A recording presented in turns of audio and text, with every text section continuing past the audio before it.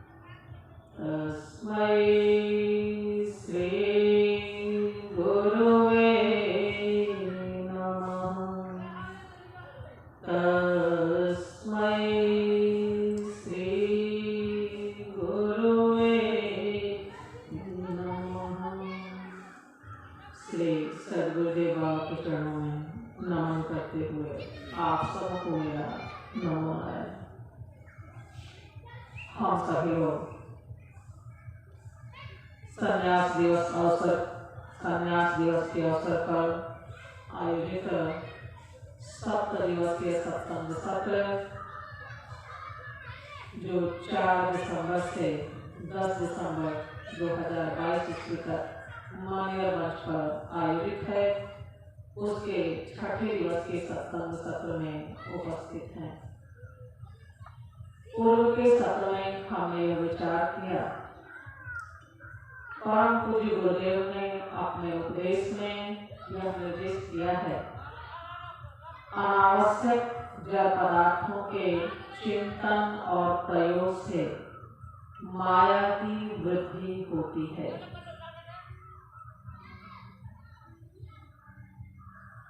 माया, हम लोग इस उपदेश के अनुसार माया के स्वरूप पर विचार कर रहे हैं। हमने विचार किया कि माया की जो परिभाषा शास्त्र में दी गई है, ब्रह्माश्रया माया अस्ति, जो माया है वह ब्रह्माश्रित है, ब्रह्म के आश्रित होकर के रहती है, उसका अपना कोई अस्तित्व नहीं होता। दूसरा, माया संस्कृत में माँ का अर्थ होता है नहीं, या का अर्थ होता है जो है नहीं लेकिन है होकर के भासती है, उसको बोलते हैं माया। तीसरा, श्री रामचरितमानस के अनुसार गोस्वामी तुलसीदास जी ने माया की परिभाषा दी, मैं और मोर तोर है माया। हमारे भीतर जो मैं और मेरेपन की वृत्ति है, तुम और तुम्हारेपन की वृत्ति है, इसको बोलते हैं माया। और यह माया कैसी है तो कहा कि जेहि बस के तिन्हि जीव निकाय, समस्त जीव समुदाय को जिसने अपने वश में कर रखा है। किस प्रकार से हमने विस्तारपूर्वक चर्चा किया, विचार किया कि हम सभी जीव अपने जीवन में मैं और मेरेपन को लेकर के ही सारे व्यवहार को करते हैं, प्रवृत्ति करते हैं। यदि मैं और मेरा यह भावना हमारे भीतर न हो तो हमारे भीतर अकर्मण्यता की स्थिति देखी जाती है। किसके लिए करना? जब मेरा कोई है ही नहीं, मैं किसके लिए करूं? तो अकर्मण्यता की स्थिति हमारी हो जाती है यदि हमारे भीतर मैं और मेरेपन की भावना न हो। हम सभी लोगों के भीतर, हम सभी जीव समुदाय के भीतर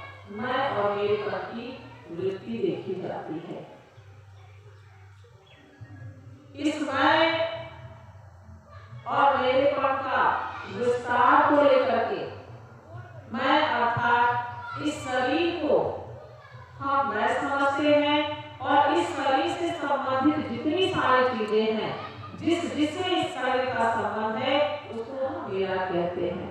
मेरा परिवार, मेरी संपत्ति, मेरे संबंधी इत्यादि।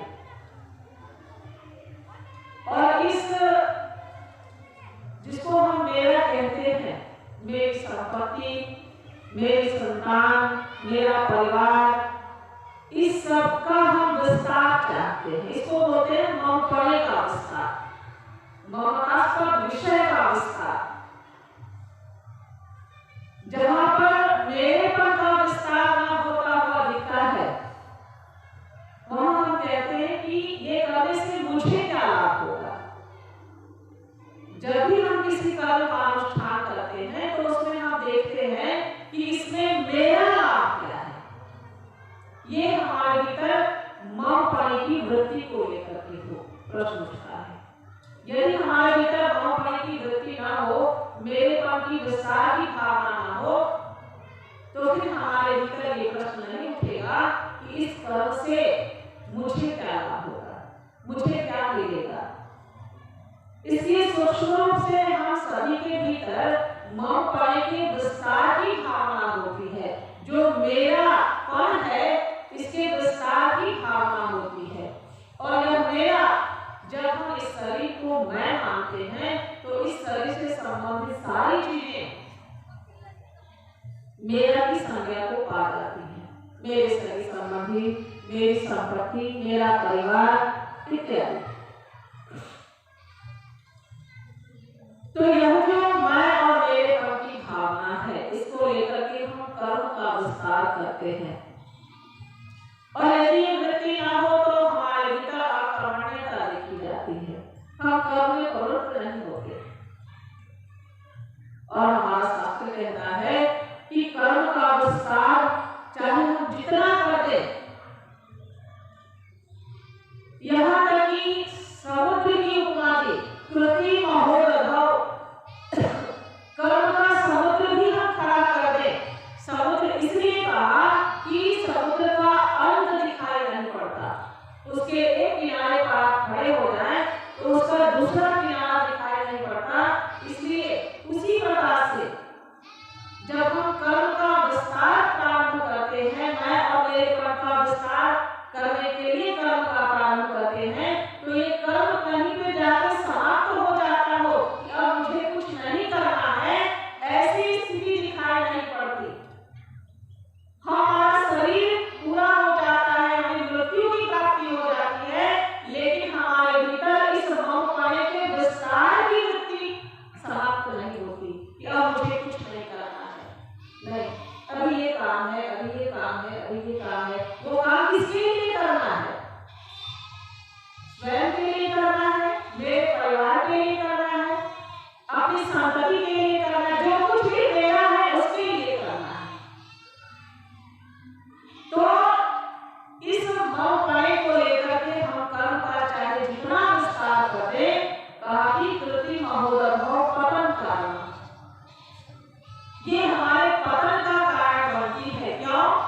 क्योंकि कहा फलम अशाश्वतम, इस कर्म का जो फल हमें प्राप्त होता है वह अनित्य फल प्राप्त होता है, अशाश्वत फल प्राप्त होता है। इसका कभी भी शाश्वत फल नहीं प्राप्त होता, नित्य फल नहीं प्राप्त होता। अशाश्वत फल अर्थात अनित्य फल, अर्थात विनष्ट हो जाने वाला फल। कर्म से चाहे स्वर्ग को भी हम प्राप्त कर लें, तो भगवान कहते हैं कि स्वर्ग और स्वल्प अंत दुखदायी, वह स्वर्ग भी विनष्ट हो जाता है। इसलिए कर्म के परिणाम जन्य जो कुछ भी हमें प्राप्त होता है वह अनित्य होता है, विनाशशील होता है।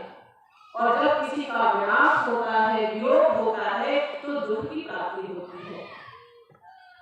हमेशा रहने वाला जो तत्व है उसको बोलते हैं नित्य तत्व। तो कर्म का कभी भी नित्य परिणाम घटित नहीं होता, शाश्वत फल, शाश्वत उसको बोलते हैं तो कभी भी विनाश को प्राप्त नहीं होता। चूंकि कर्म एक समय में उत्पन्न होता है और एक समय में पूरा हो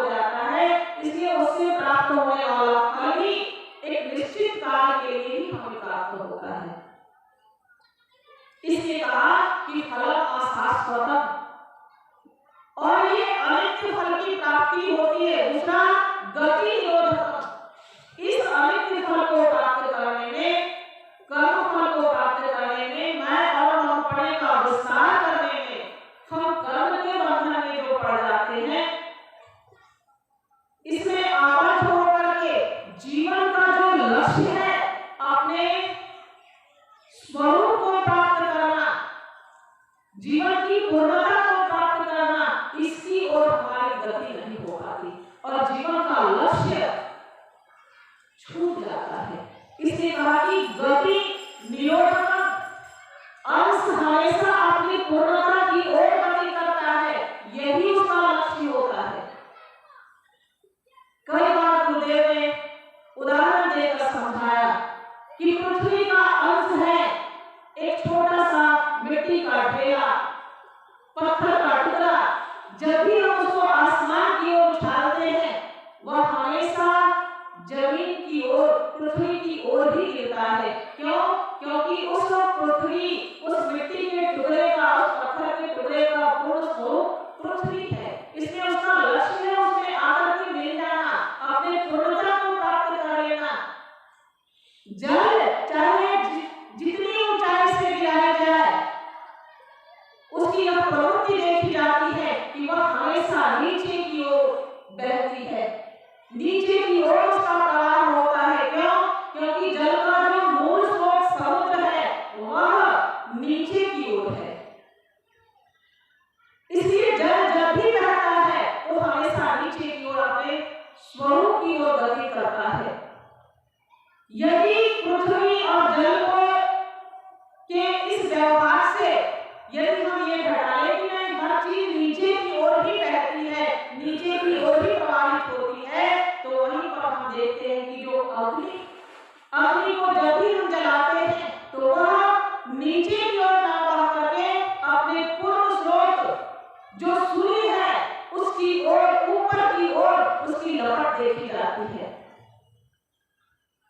अग्नि की लपट हमेशा ऊपर की ओर, सूर्य की ओर उन्मुख होती है।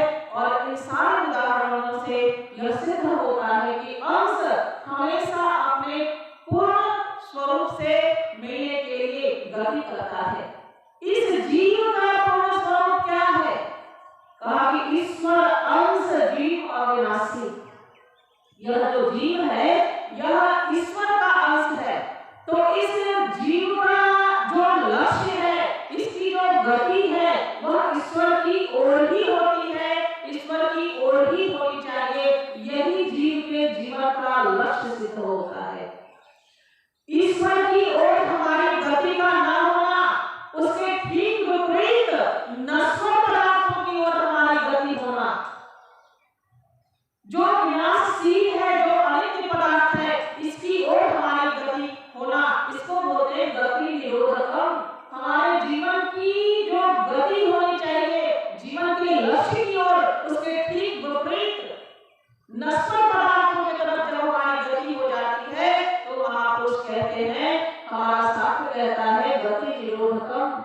हमारे गति में अवरोध पैदा करता है कौन? यह मैं और हमपने की विस्तार का जो हम प्रयास करते हैं, प्रवृत्ति करते हैं, यह मैं और हमपने की भावना को लेकर के हम कर्म का चाहे जितना विस्तार कर दें, यह हमें अपने पूर्ण लक्ष्य, जीवन की पूर्णता की ओर, ईश्वर की ओर नहीं ले जाता, बल्कि नश्वर पदार्थों को ही प्राप्त कराता है। इसलिए कहा कि फलम अशाश्वतम, ये इसका परिणाम है। दूसरा, गुरु स्वामी तुलसीदास ने कहा कि एक दुष्ट अतिशय रूपा, ये जो माया है, ये दो प्रकार की है, एक विद्या माया है और एक अविद्या माया है। विद्या माया क्या करती है? वह संपूर्ण सृष्टि की रचना करती है। एक रचई जग गुण बस जाके, प्रभु प्रेरित नहीं निज बल ताके, ब्रह्मस्या माया अस्ति। इस सिद्धांत को गुरु स्वामी तुलसीदास जी ने अपनी इस पंक्ति में इसको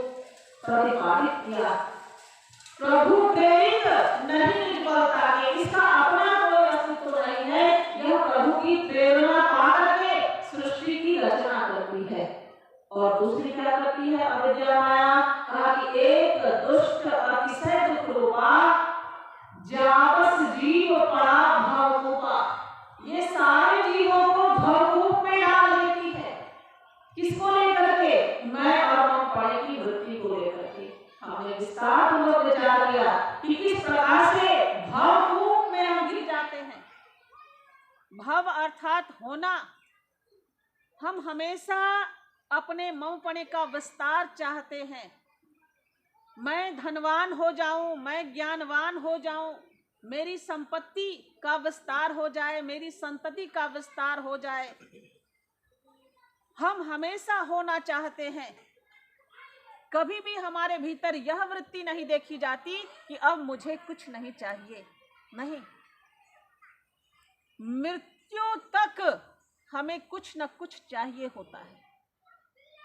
महापुरुष, संत महापुरुषों ने एक परिहास किया।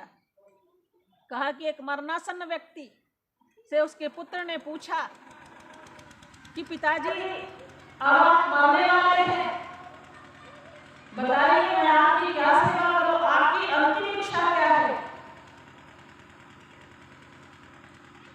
उस वृद्ध व्यक्ति ने अपने पुत्र से कहा कि मेरी अंतिम इच्छा यही है कि तुम एक नया चिकित्सक ले आओ, एक अच्छा डॉक्टर ले आओ जो मुझे बचा ले।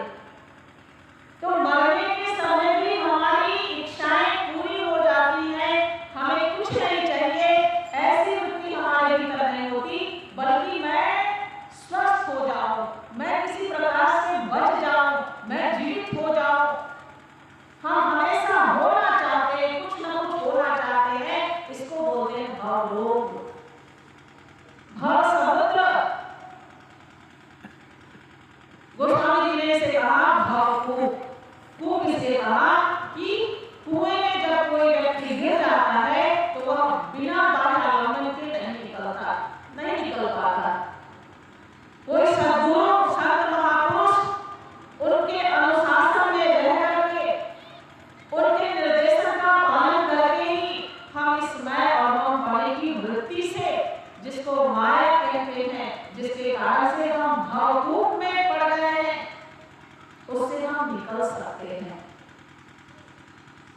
ताकि यह दुख रूप है। क्यों?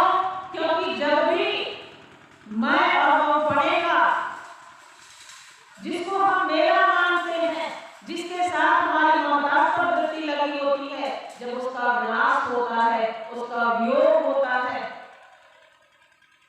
तो दुख की प्राप्ति होती है, शोक की प्राप्ति होती है। इसलिए कहा कि यह कैसी है? तो कहा कि दुख रूपा, यह दुख रूप है, दुख देने वाली है।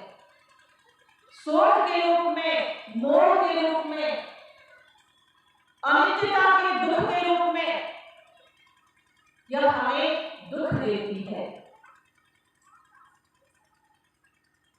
और इस माया के कारण से, माया क्या है? तो माया इस प्रकार की है, हमारे भीतर जो मैं और मम पड़े की वृत्ति है, जो दोषपूर्ण है, जो दुख देने वाली है, जो हमें हमारे जीवन के लक्ष्य से विपरीत हमें भटकाने वाली है, ऐसी है माया। ये माया क्या करती है? हमें दुख देती है। और क्या करती है? दुख रूपी इस संसार की प्राप्ति भी करा देती है। कहा कि ईश्वर अंश जीव अविनाशी, चेतन अमर सहज सुख राशि। ऐसा जो जीव है, कहा कि सो माया बस भयो गोसाई। यह माया की वशीभूत होकर के, मैं और मम पड़े की वृत्ति से आबद्ध होकर के बंधियों कीट मरकट किनाए, बंधियों कीट मरकट किनाए, तोते और बंदर की तरह यह बंध जाता है, फंस जाता है, विवश हो जाता है। हमने दृष्टांत पूर्वक इस पर विचार किया कि किस प्रकार से एक बंदर को मदानी जंगल में एक संकीर्ण भिगो कर रख देता है, वह चना फूल जाता है। जब उसको खाने के लिए बंदर आता है और संकीर्ण मुख वाले घड़े में अपने हाथ को डालता है, बंदर सोचता है कि मुट्ठी भर के उससे चने को निकालूं, लेकिन मुट्ठी बंधने के कारण से गले का मुख, घड़ा का जो गला है उसका मुख संकीर्ण होने के कारण से उसका जो हाथ है, बंधी हुई मुट्ठी है, वह घड़े से बाहर नहीं निकल पाती। चने का लोभ बंदर छोड़ता नहीं, यदि मुट्ठी खोल दे, चने को छोड़ दे तो अपने हाथ को वह बाहर निकाल ले, लेकिन चने का लोभ के कारण से बंदर चाहता है कि मुट्ठी भर के चने उस घड़े से निकाल लो, लेकिन मुट्ठी बंधी होने के कारण से घड़े के गले में उसका हाथ अटक जाता है और कटकट मारा जाता है और बंदर को बंधन में बांध लेता है और बंदर विवश हो जाता है, बंधन में पड़ जाता है। उसी प्रकार से हम सभी लोग सोचते हैं जीवन में यह कर ले, यह कर ले, यह कर ले, मूंगफली का विस्तार कर ले, लेकिन ये मूंगफली का विस्तार कभी भी समाप्त नहीं होता और शरीर की मृत्यु प्राप्त हो जाती है। इतना ही नहीं होता, बल्कि इस मैं और मूंगफली को लेकर के, इस भावना के साथ, इसके कारण से जो भी हम कर्म का अनुष्ठान करते हैं, वह कर्म हमें पुनः पुनः शरीर प्रदान करता है और हम इस संसार चक्र में पड़ जाते हैं। ये है बंदर की तरफ बन जाना। हम चाहते हैं, बंदर जिस प्रकार से चाहता है कि वो मुट्ठी भर चने लेकर अपना हाथ बाहर निकाल ले, लेकिन वह बाहर नहीं निकाल पाता अपने हाथ को चने के लोभ के कारण से। वैसे ही मूंगफली के विस्तार के लोभ के कारण से हम अपनी गति ईश्वर की ओर नहीं कर पाते और नश्वर पदार्थों की प्राप्ति में ही हमारे जीवन का अंत हो जाता है। इसलिए गोस्वामी तुलसीदास ने कहा कि बंधियों की मरकट की नाई, इस जीव की जो दशा है वो बंदर और तोते की तरह हो जाती है। और इसके परिणाम स्वरूप क्या होता है? कहा कि यह जो जीव है तब ते जीव भयो संसार। कहा कि जो अविद्या, यह जो मूंगफली की वृत्ति को लेकर के हम कर्म का अनुष्ठान करते हैं, उसके परिणाम स्वरूप हमें शरीर की प्राप्ति हो जाती है। यह जो अविद्या है, इसका अपना कोई अस्तित्व नहीं है, यद्यपि मृषा, लेकिन इसको छोड़ पाना, इससे अपने आप को छुड़ा लेना, यह बहुत ही कठिन है, छूटा कठिन है। और इसके कारण से कहा कि यह जीव संसार को प्राप्त हो जाता है, संसार को प्राप्त हो जाता है। और संसार पुनरपि जननम पुनरपि मरणम पुनरपि जननी जठरे शयनम, यह संसार बहुत दुष्कर है। यह संसार बहुत ही दुष्कर है, कठिन है, इसमें दुख की ही प्राप्ति होती है और इस दुख की प्राप्ति, इस संसार की प्राप्ति माया के कारण से हो जाती है। इसलिए मूंगफली को लेकर के हम जिस शरीर को पोषित करते हैं, जिस मूंगफली के विस्तार को लेकर के जिस संपत्ति, जिस संबंध को हम प्राप्त करते हैं, वह क्या है? जड़ पदार्थ है। यह शरीर भी जड़ है। यदि इसे चेतन तत्वों को निकाल दिया जाए तो शरीर भी जड़ है। अनावश्यक अर्थात जो हमारे जीवन के लिए आवश्यक नहीं है, हमारे जीवन का लक्ष्य नहीं है, उन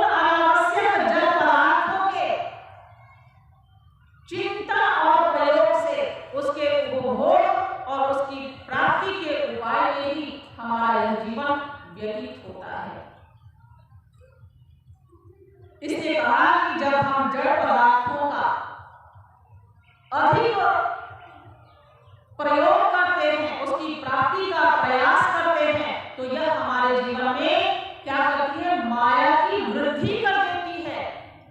और माया क्या है? यह मैं और मोर तोड़ते माया। हमारे भीतर यह जो मैं और मोहपणे की वृत्ति है, यह माया है, और इसके कारण से हम इस संसार को प्राप्त हो जाते हैं। तीसरा, माया। माया ब्रह्माश्रित है। पहली परिभाषा माया की दी गई। दूसरी, मैं और मोर तोड़ते माया। हमारे भीतर मैं और मोहपणे की जो वृत्ति है, यह माया कहलाती है। तीसरा, त्रिगुण सत्व रज और तमोगुण, इन त्रिगुणों को भी माया कहते हैं। त्रिगुणात्मिका माया अस्ति। इन तीनों गुणों से यह जीव को बांधती है। किस प्रकार से यह जो माया है, यह अपने तीनों गुणों से जीव को बांधती है, इस पर हम अगले सत्र में विचार करेंगे। आज इतना ही। इन्हीं शब्दों के साथ मैं अपनी वाणी को विराम देती हूँ। श्री सद्गुरुदेव बाबा के चरणों में नमन करते हुए आप सबों को मेरा नमन है।